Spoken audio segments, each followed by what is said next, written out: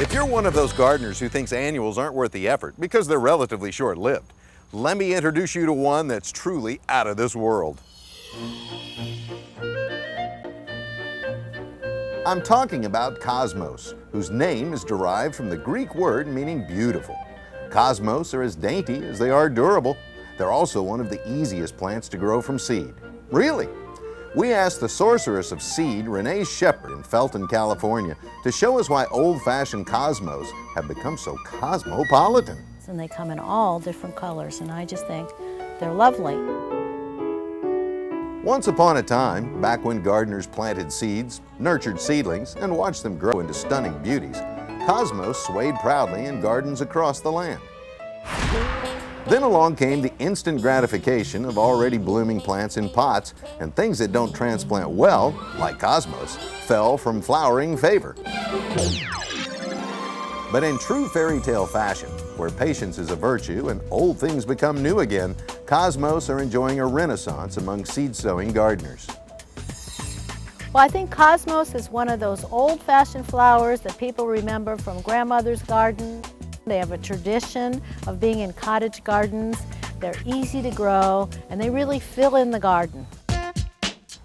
A prolific bloomer, cosmos transplants can grow much too large in tiny nursery pots and become root-bound. The easiest, cheapest, and most satisfying solution is to plant a seed and watch it grow. It's easy to start from seed. You'll get wonderful results, and from one little packet of seeds you can have a whole yard full of plants. But before planting, Renee has one rule: read the directions carefully. It says here to plant outdoors, sow seeds a ½ inch deep, 1 to 2 inches apart in a sunny location in well-worked garden soil, which is just what we have here. Renee has two sowing methods. The first little more precise way is I just use a little 1x1 stick. If you don't have one of these, you certainly can use a ruler. Renee slides the stick across the soil to form a shallow trench, plants according to those packet instructions, pinches the soil over the seeds, then applies the Shepherd sowing secret, which is to lightly firm the top to assure good seed-to-soil contact. Finally, a gentle drink of water.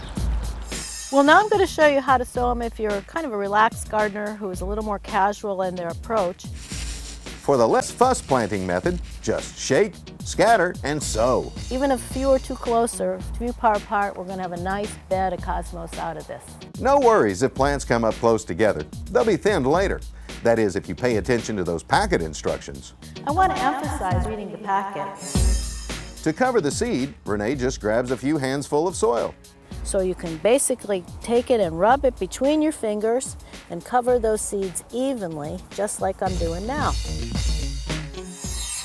Cosmos are adaptable to almost any kind of soil, but they do need moisture to germinate. In dry, hot climates, Renee recommends a shade cloth over the bed until the seedlings pop up. That's roughly 5 to 10 days after planting.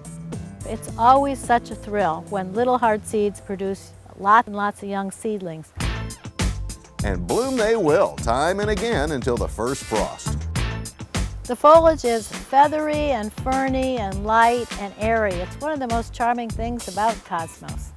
And they're just gorgeous. They make their own bouquet. If I cut these with longer stems, I could just plump them right in a vase. I wouldn't have to do anything else. Charming foliage, distinguished forms, vibrant colors. No wonder so many gardeners are over the moon for cosmos, even those with small yards.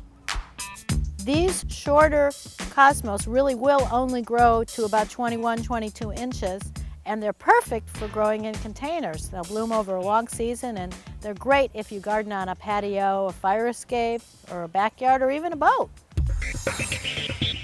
While compact Cosmos sulphureus are great for containers, Cosmos bipinnatus can reach 6 feet and higher and have a tendency to topple over.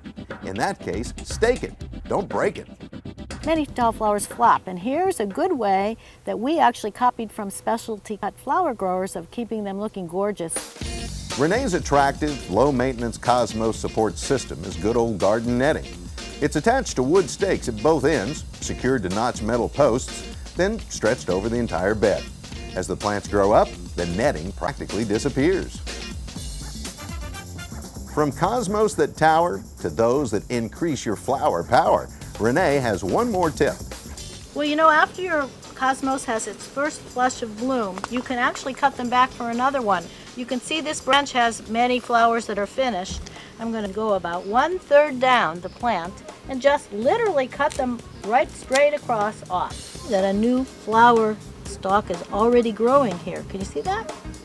Pruning is an easy way to prompt new growth and tidy up the plant. Afterwards, Renee will fertilize, water, and await a whole new crop of charismatic cosmos. Beautiful gardens don't only exist in fairy tales, especially when you have willing wonders like cosmos to brighten up the landscape.